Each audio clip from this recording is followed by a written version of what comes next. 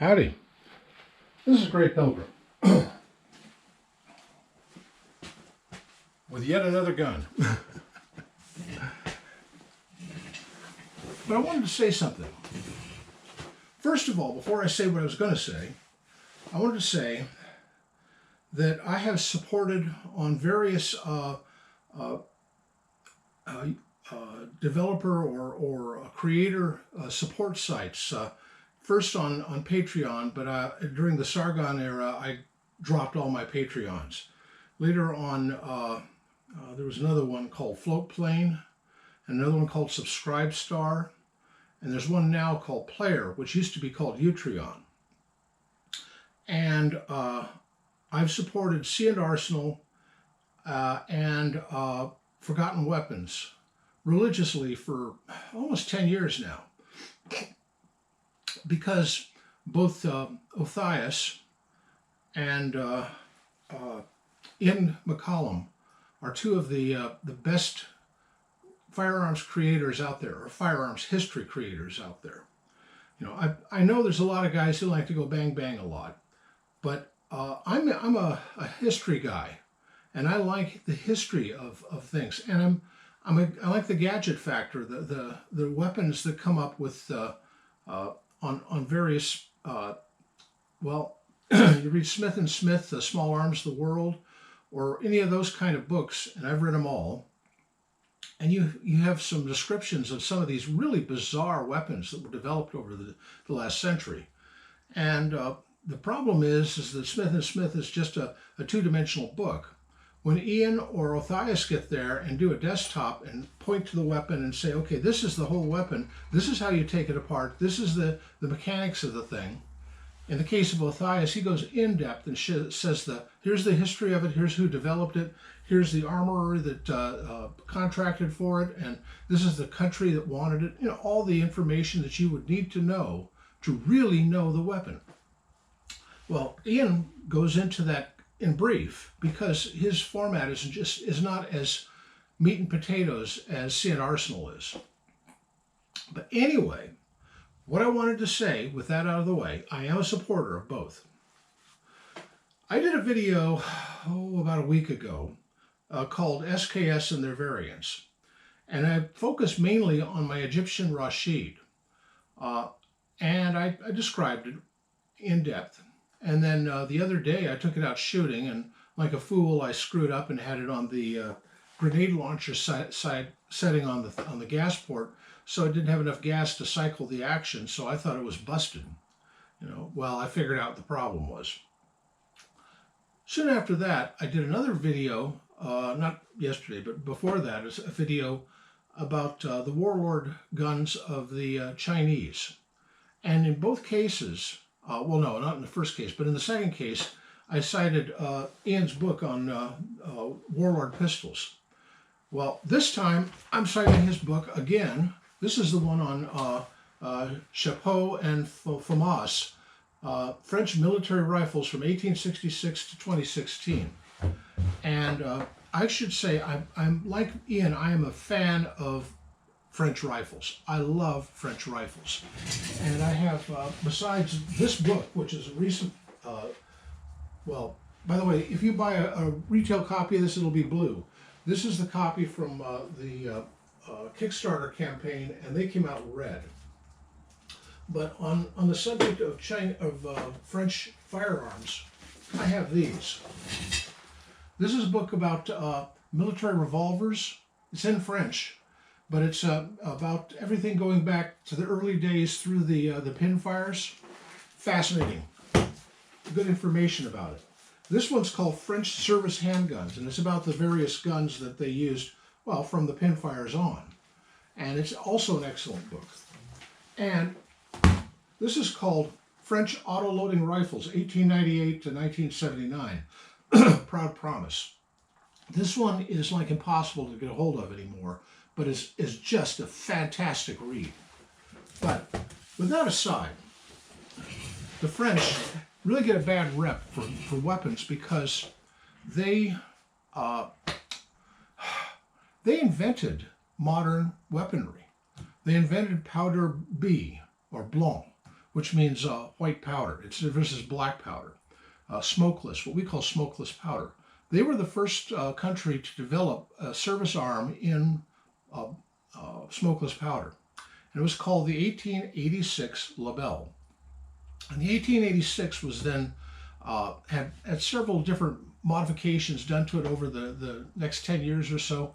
And the 1893, they combined all of those modifications as the second model. They didn't call it a second model, they called it the M93, which means in 1893, they applied all of those to existing Lebels and ones coming off the line right now. And I think Ian discusses that recently, in which he, well, no, actually he discussed it years ago when he was talking about the Lebel, in which he discusses that the only time he ever saw one that didn't have all of the bells and whistles of the new M93 conversions was when he was at the Cody Firearms Museum, and they had a probably original Lebel factory sample that was sent over as a factory sample to us, and it did not have them, and that ended up in the Cody collection because it was in the Winchester collection, and Cody is the modern inheritor of the old Winchester pattern room, as it were. But that aside, that M93/1886 rifle was with the French through World War I, and they still had a bunch of them, hordes of them in stock in World War II. Well, by World War II, they were trying to go to the Moss 1944, which was a semi-auto, and they had as a secondary standard the Moss 36, which was a bolt action.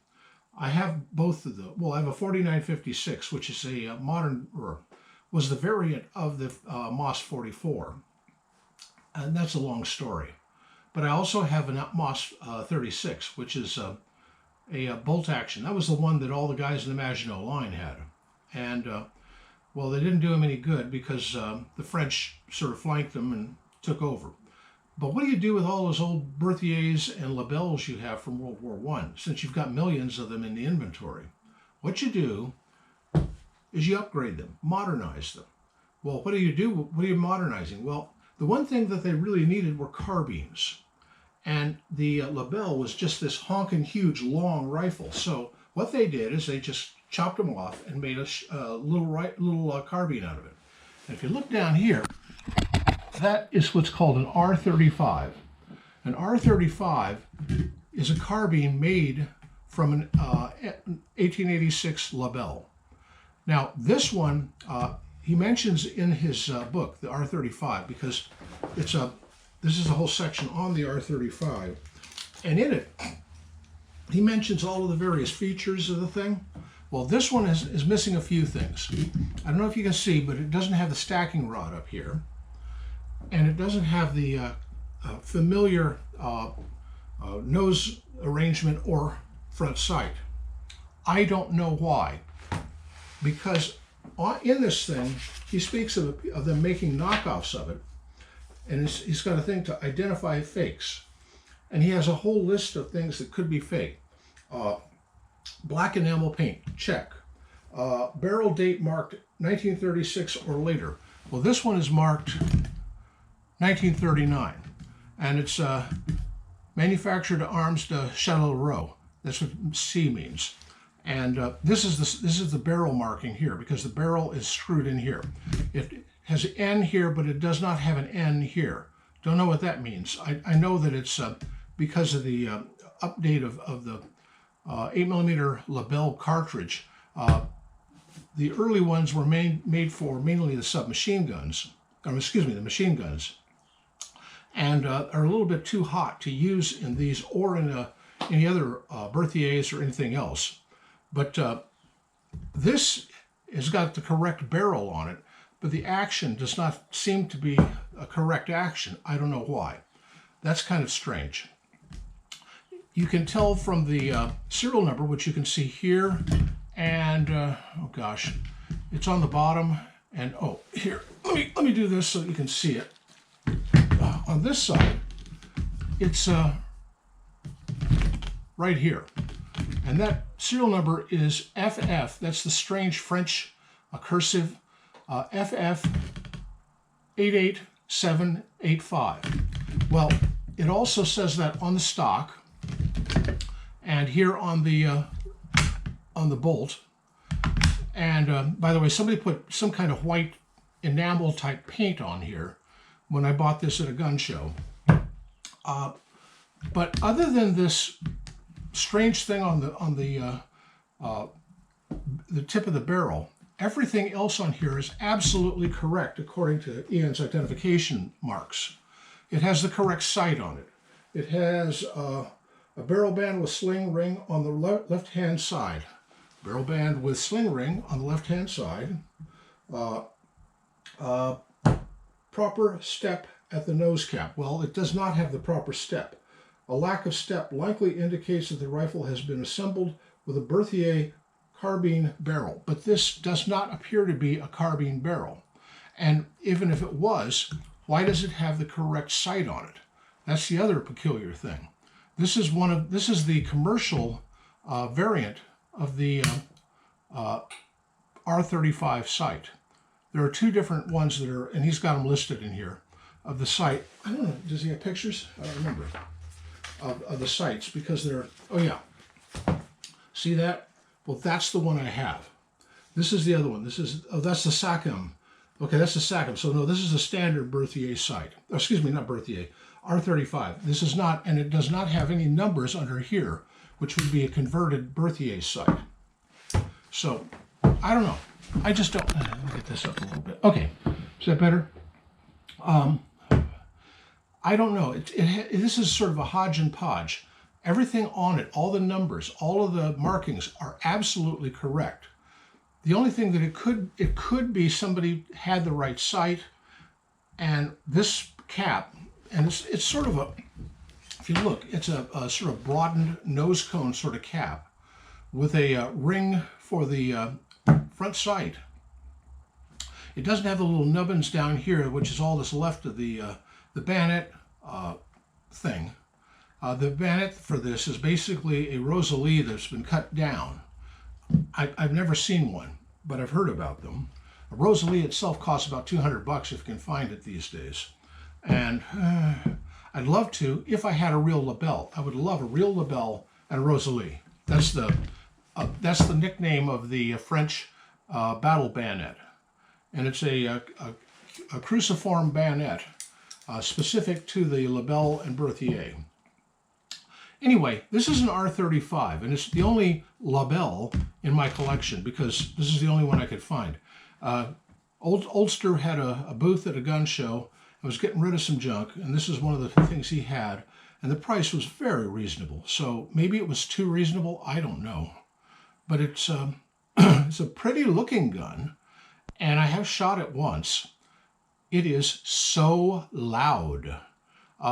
The Berthier, by the way, normally takes 8 rounds in the it has a magazine under the barrel, and it can take 8 rounds. It has a really weird bolt and system of operation. The bolt